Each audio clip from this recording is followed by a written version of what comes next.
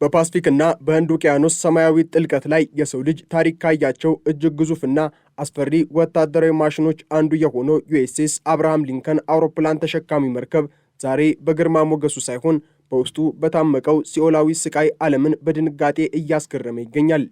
ይህ 5000 ነፍሳትን የተሸከመ ባለግዙፍ የብረት ከተማ ዛሬ ለወታደሮቹ የክብር ምሰሶ ሳይሆን በቁም የሚማቅቁበት የብረት እስር ቤት ሆኖባቸዋል።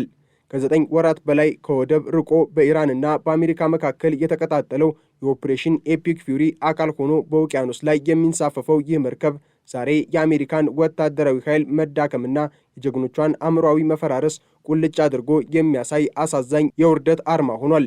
የአሜሪካ የባህር ኃይል ታሪክ በደምና በእንባ የተጻፈ ባለበት በዚህ አደገኛ ወቅት አብርሃም ሊንከን ላይ እየታየ ያለው ክስተት ተራ ወታደራዊ ስምሪት ሳይሆን የአንድን ታላቅ ስልጣኔ የጀርባ አጥንት የሚሰብር የታሪክ መብረቅ ነው። ይህ ግዙፍ መርከብ በውቅያኖስ ላይ እንደ ተራራ ተከብሮ ሲንሳፈፍ ቢታይም በውስጡ ባለው እያንዳንዱ ክፍል ውስጥ ግን የአንድ ትውልድ ሐዘንና የቁጭት እሳት ይነዳል። መርከቧ ከሳንዲያጎ ወደብ የነሐሴን ፀሐይ ተሰናብታ በ2025 መጨረሻ ላይ ጉዟን ብትጀምርም ሰራተኞቿ የነበራቸው ተስፋና ወኔ ዛሬ በውቅያኖሱ ማዕበል ተበልቶ አልቋል። ላለፉት 250ና ከዚያ በላይ ቀናት በባህር ላይ የታገቱት እነዚህ ምስኪን ወታደሮች ዛሬ የሚዋጉት ከኢራን ሚሳኤሎች ጋር ብቻ ሳይሆን በገዛ አእምሯቸው ውስጥ ከበቀለው ድቅድቅ ጨለማ ጋር ነው። የአብርሃም ሊንከን መርከብ አሁን በታሪክ ተመዝግቦ የሚገኘውን የቪየትናም ጦርነት ዘመን የቆይታ ሪከርዶችን ለመስበር ጥቂት ቀናት ብቻ ቀርተውታል። ከጥቂት ወራት በፊት የዩኤስኤስ ጄራልድ ፎርድ መርከብ ለ326 ቀናት በባህር ላይ በመቆየት ያስመዘገበው አሰቃቂ ሪኮርድ ዛሬ በአብርሃም ሊንከን ላይ እየተደገመ ይገኛል። ይህ ተደጋጋሚ የቆይታ ጊዜ መራዘም በአሜሪካ የባህር ኃይል ውስጥ ያለውን ስር የሰደደ የቀውስ አዙሪትና የመርከቦች እጥረት የሚያጋልጥ ሲኦላዊ እውነታ ነው። በመርከቧ ላይ ያለው የሞራል ደረጃ አሁን በመቃብር አፋፍ ላይ ይገኛል። እዚያ ያሉት 5000 ሰራተኞች መካከል የሚወጡት ምስጢራዊ መረጃዎች እንደሚያመለክቱት ወታደሮች በየቀኑ በራሳቸው ላይ እጅ የማንሳት አባዜ ውስጥ ወድቀዋል። በየቀኑ ጠዋት ስንነቃ የካፒቴኑን ድምፅ በጉጉትና በሽብር እንጠብቃለን። ምናልባትም ዛሬ ወደ ሀገራችን የምንመለስበትን ጊዜ ይነግረን ይሆን በሚል ተስፋ። ነገር ግን የምንሰማው ዛሬም በባህር ላይ እንደምንቆይ የሚገልጽ መርዶ ነው ሲል አንድ ስሙ እንዳይጠቀስ የፈለገው ወታደር ለሲኤንኤን በሰጠው ምስክርነት የደረሰባቸውን ስነልቦናዊ ስቃይ ገልጿል። ይባስ ብሎም በቅርብ ወራት ውስጥ 2 ወታደሮች ተስፋ በመቁረጥ ከመርከቧ ላይ ወደ ባህሩ ዘለው መግባታቸው የሁኔታውን አደገኛነትና የጥፋቱን ጥልቀት የሚያረጋግጥ ሰቅጣጭ ክስተት ሆኗል። ምንም እንኳን በሕይወት ቢተርፉም የእነርሱ ድርጊት ግን በመርከቧ ላይ ላሉት በሺዎች የሚቆጠሩ ወታደሮች የጋራ የለቅሶ ድምፅ ሆኗል። በአብርሃም ሊንከን ላይ ያለው አካላዊ ሁኔታ ደግሞ ከሰው ልጅ ሕሊና በላይ የሆነ የመከራ ምድር ነው። የቆሻሻ መውረጃ ቱቦዎች መፈንዳታቸው ምክንያት ሽንት ቤቶች በቆሻሻ ተሞልተው ተዘግተዋል። ወታደሮች ገላቸውን የሚታጠቡበት ሙቅ ውሃ አጥተው በቅዝቃዜ ይቆራመዳሉ። የመጠጥ ውሃ ማከፋፈያዎችም በቆሻሻ ተበክለዋል። ይህ ሁኔታ የአሜሪካን የቴክኖሎጂ አባትነት ጥያቄ ውስጥ የሚጥል ነው። በአንድ ወቅት በመርከቧ ውስጥ በሚገኙ ሱቅ የሚፈለገውን የንጽህና መጠበቂያ ዕቃ መግዛት እንችል ነበር። ዛሬ ግን ተራ ሳሙናና የጥርስ ብሩሽ እንኳን ማግኘት የማይታሰብ የቅንጦት ጥያቄ ሆኗል ሲሉ ወታደሮቹ በምሬት ይናገራሉ። ይህ የዓለም ሀያል የምትባለው ሀገር ጀግኖች የምትላቸውን የልጆቿን በውቅያኖስ መሃል በቆሻሻና በረሃብ መዓት ስትቀጣቸው ማየት የአሜሪካን የሰብአዊ መብት ተሟጋችነት ጭንብል የሚገፍ ታሪካዊ ውርደት ነው። የፕሬዝዳንት ዶናልድ ትራምፕ ምላሽ ደግሞ በቆሰለው ወታደር ልብ ላይ ጨው የሚነሰንስ አረመኔያዊ ንግግር ሆኖ ተመዝግቧል። ፕሬዝዳንቱ ስለ መርከቧ የቆይታ ጊዜ ተጠይቀው እስካሁን የቆዩት በቂ አይደለም፣ ገና ይቀራቸዋል ማለታቸው በመርከቧ ላይ ያሉትን ወታደሮችና ቤተሰቦቻቸውን በቁጣ እንዲገነፍሉ አድርጓቸዋል። ትራምፕ ራሳቸው ምቾት በሞላው ቤተ መንግሥት ሆነው ወታደሮቹ ግን የሽንት ቤት ውሃ በሚፈስበት ጠባብ ክፍል ውስጥ ታፍነው እንዲቆዩ መፍረዳቸው የአሜሪካ ፖለቲካ ምን ያህል ከሕዝቡና ከሰራዊት እንደራቀ የሚያሳይ ነው። አንዲት የወታደር ሚስት በለቅሶ የታጀበ ድምጿን ለዓለም ስታሰማ ፕሬዝዳንቱ ከመናገራቸው በፊት ማሰብ አይችሉም። እነዚህ የእናንተ ወታደሮች ናቸው፣ የእናንተ መርከቦችም ናቸው፣ ጦርነቱም የእናንተ ነው፣ ለሚደርሰውም ስቃይ ተጠያቂነትን ውሰዱ ስትል የሰነዘረችው ወቀሳ የትራምፕ አስተዳደር ለወታደራዊ ክፍል ያለውን ግዴለሽነትና የርኅራኄ እጥረት ቁልጭ አድርጎ ያሳያል። ትራምፕ አሜሪካን ታላቅ አደርጋለሁ ቢሉም በተግባር ግን ታላላቅ መርከቦቿን ወደ የመናፍስት መርከቦችነት ቀይሯቸዋል። ከወታደሮቹ ስነልቦናዊ መፈራረስ ባሻገር የመርከቧ አካላዊ ብቃትም ለመውደቅ ጥቂት ጊዜያት ብቻ ቀርተውታል። በባህር ላይ ለረጅም ጊዜ የሚቆዩ መርከቦች ክፍሎቻቸው ይዝጋሉ።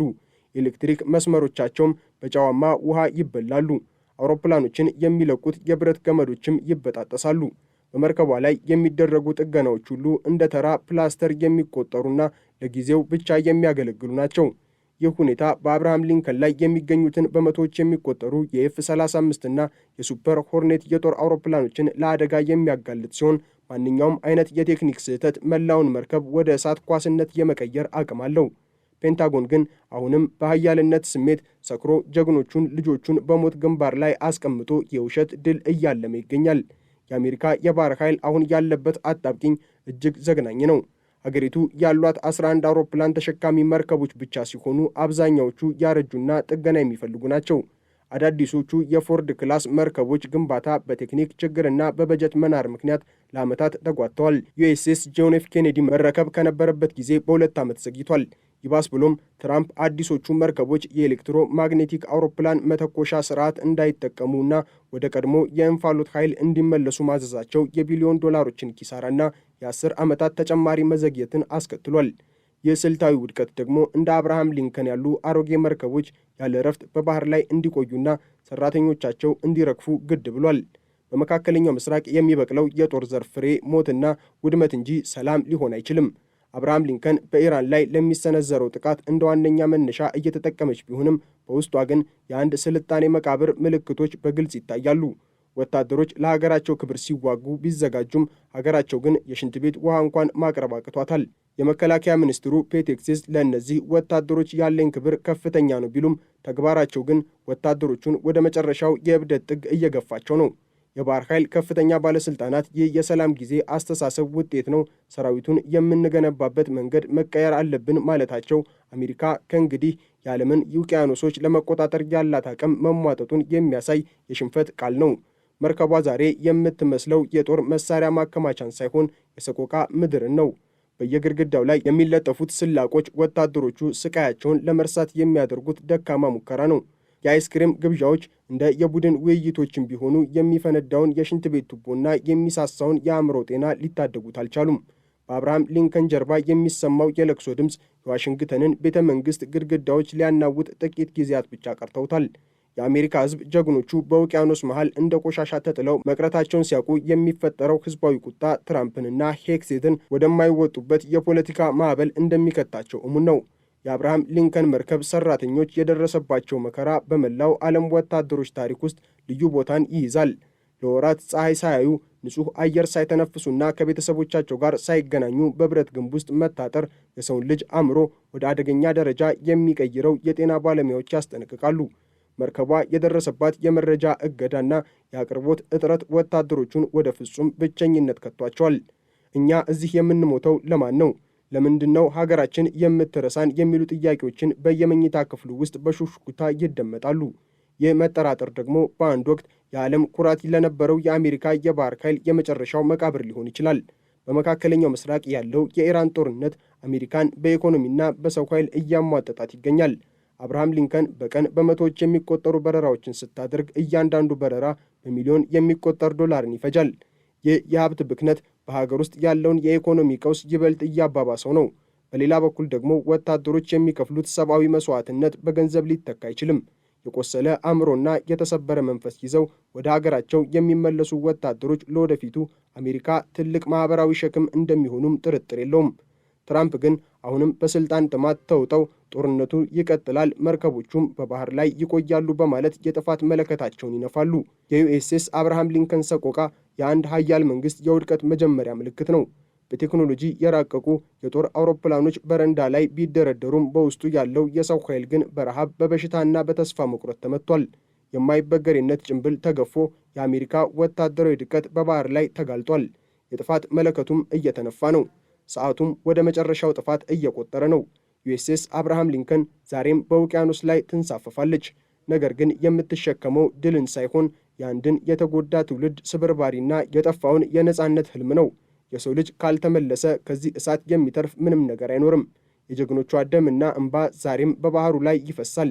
አሜሪካ ግን አሁንም በኃያልነቷ ሰክራ የጥፋት ጉዞዋን ቀጥላለች።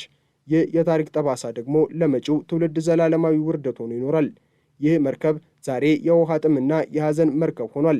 የኢራን ጦርነት ሰለባ የሆኑት የአሜሪካ ወታደሮች ደም በባህር ላይ እየተቀላቀለ፣ ፔንታገን ግን አሁንም ሁሉም ነገር ሰላም ነው የሚል የውሸት ፕሮፓጋንዳውን ይረጫል። ነገር ግን የቆሰሉት ወታደሮችና የተሰበሩት እናቶች እውነት በመቃብር ውስጥ አይቀርም። የታሪክ ፍትህ አንድ ቀን አብርሃም ሊንከንን ከዚህ ሰማያዊ ሲኦል አውጥቶ ወደ እውነተኛው ፍርድ ያመጣዋል። እስከዚያው ግን የጀግኖች መንፈስ በውቅያኖስ ላይ እንደ ጢስ እየበነነ ይኖራል።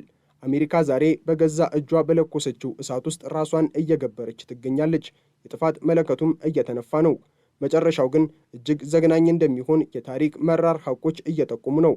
በአሁኑ ወቅት የአሜሪካ የባህር ኃይል ሰራተኞች መካከል ያለው የመልቀቅ ፍላጎት በከፍተኛ ደረጃ ጨምሯል። ወታደሮች ብሞት እንኳን ሀገሬ አታከብረኝም፣ በቆሻሻ መሃል ትጥለኛለች ብለው ማመን ጀምረዋል። ይህ ደግሞ ለሀገር የመዋጋት መንፈስን ከሰራዊቱ የሚንድ ነው።